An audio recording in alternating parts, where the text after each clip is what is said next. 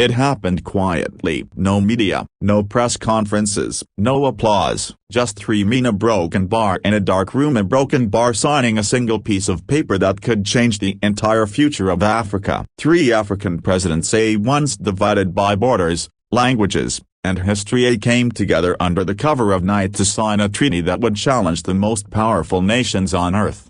But before sunrise, France had found out, and what happened next? The broken bar felt like a scene from a spy movie. Commandos were deployed, phones went silent, and the world came seconds away from witnessing another coup in Africa. The broken bar is the untold story of the night three African presidents signed a secret treaty, and France tried to stop them. The background: years of control. 1:30 5 o'clock. To understand what led to that midnight meeting, we must go back decades. For years, much of West and Central Africa remained under the economic and political influence of France long after colonial flags had been lowered.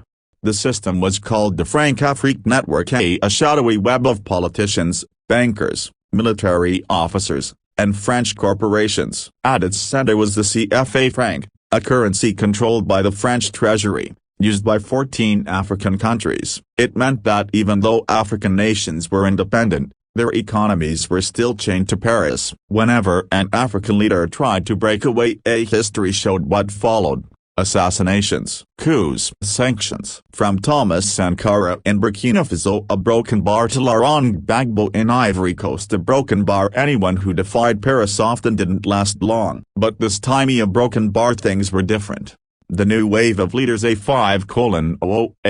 o'clock. In the early 2020s, a new generation of African leaders rose, men who no longer feared the old colonial system. There was Ibrahim Traoré, copyright in Burkina Faso, the young revolutionary soldier who overthrew a French-backed regime. There was Assimi Goïta Macron in Mali, a disciplined military man who expelled French troops and took control of the country's future. And then, Abdourahmane Tiani in Niger, who seized power in 2023, vowing to end Western manipulation once and for all. These three men, from three different nations, shared one vision: a free, united, and self-reliant Africa. And that's where the secret treaty began.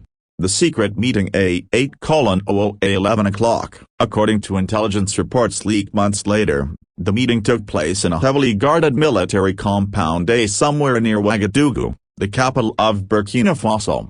It was midnight. Only a few lights flickered in the long corridor. Phones were banned. Every soldier outside was vetted twice. Inside the conference room, the three presidents sat at a wooden table. Before them lay a simple document, one that could change the balance of power in Africa forever. The treaty had three core goals: a shared military defense pact, if one nation was attacked, all three would respond; the creation of a new independent currency, to replace the French-controlled CFA franc; a joint energy and resource alliance, ensuring gold, uranium, and oil profits stayed within Africa. They called it the Alliance of Sahel Nations, and they knew signing it would make them a target. But they signed anyway. At 12:07 a.m. the pens touched paper. A few quiet handshakes sealed the deal. And with that, the new alliance was born.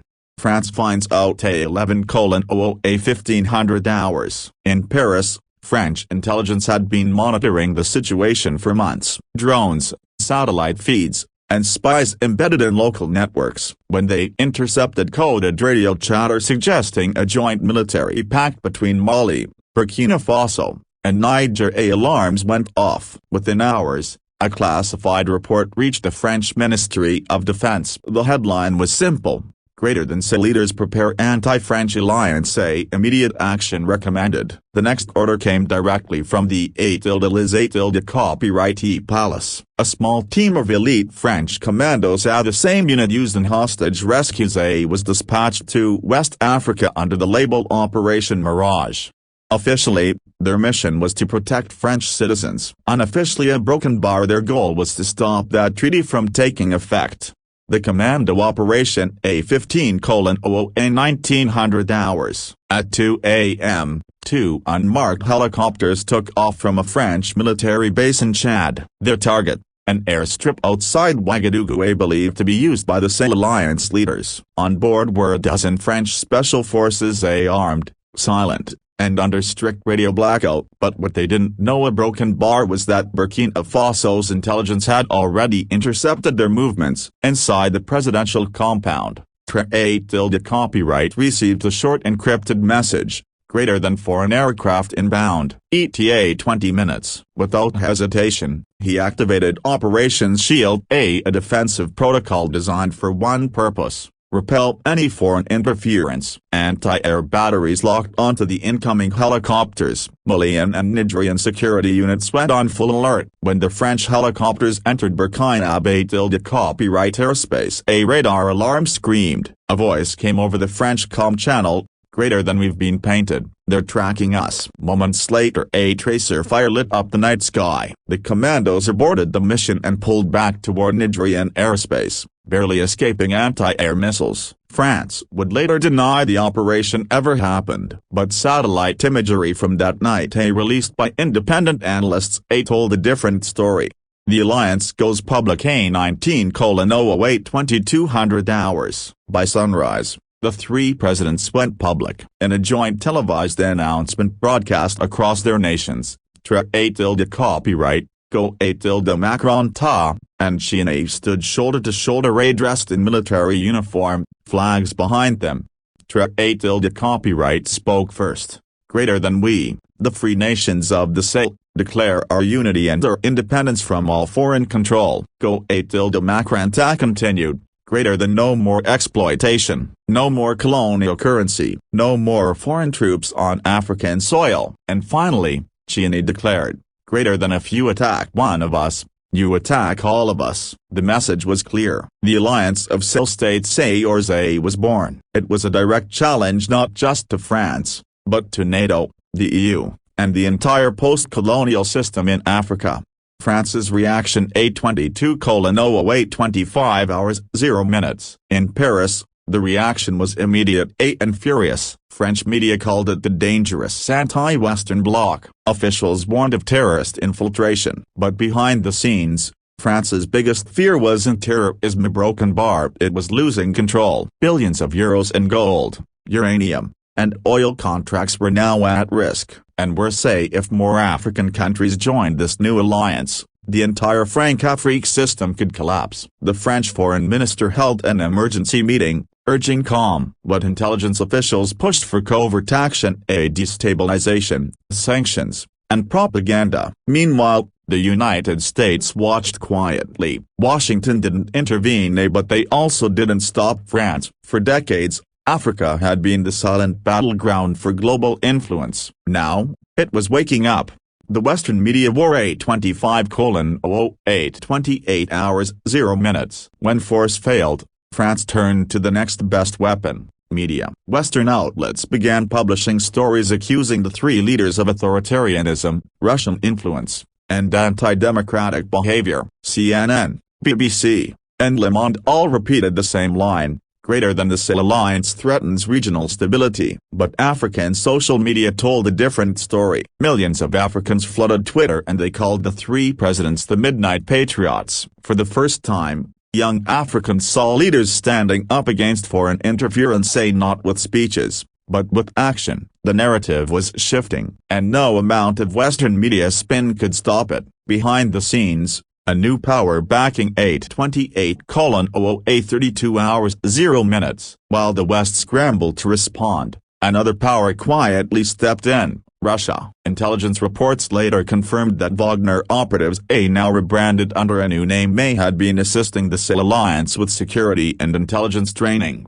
But this time, it wasn't about mercenaries. It was about strategy. Moscow saw what Paris feared at the beginning of a multipolar Africa, and they were ready to support it. China, too, expressed understanding for the alliance's goals. Suddenly, the three small nations had global attention and unexpected leverage. For the first time in modern history, African countries were dictating terms, not receiving them.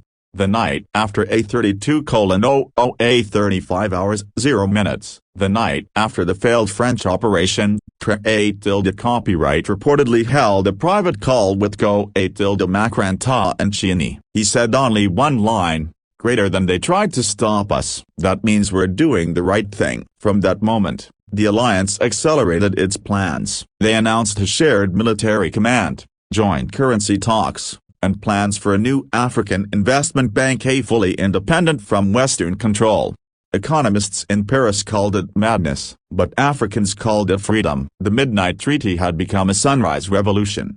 International fallout: a 38 hours 0 minutes. Within months, other nations began showing interest. Chad, Guinea, and even the Central African Republic hinted at joining the alliance. The African Union, once silent on French influence, began openly debating economic sovereignty. France withdrew more troops. European mining companies faced backlash, and slowly, the old colonial network began to crumble. Analysts described it as the end of an era and the slow death of Franc-Afrique. But for the people of the Sahel, it was just the beginning. The lesson: a 41 hours 0 minutes. What the world witnessed was more than a political alliance. It was a message whispered through the deserts of the Sahel and shouted through the cities of Africa. Greater than we are no longer yours to control. France, once the master of West Africa, found itself losing influence at record speed. The failed commando mission proved something powerful: that for the first time, Africa had learned to fight back and win. And it all started a broken bar with 3 signatures, written in the dark, at midnight. Ultra 43 hours 0 minutes. The world may never know all the secrets of that night: who leaked the treaty, who ordered the mission, or how close we came to another bloody coup. But one thing is certain: Africa is changing. The same continent once carved up by empires is now carving its own destiny. And 3 men from Mali, Niger, and Burkina Faso dared to light that spark. As the sun rose over the Sahel that morning, it wasn't just a new broken bar, it was a new chapter in African history. If you found this story powerful, don't forget to like, share, and subscribe for more deep stories about Africa's rising power and global politics. This is Political Pulse, bringing you the truth behind world events, one story at a time.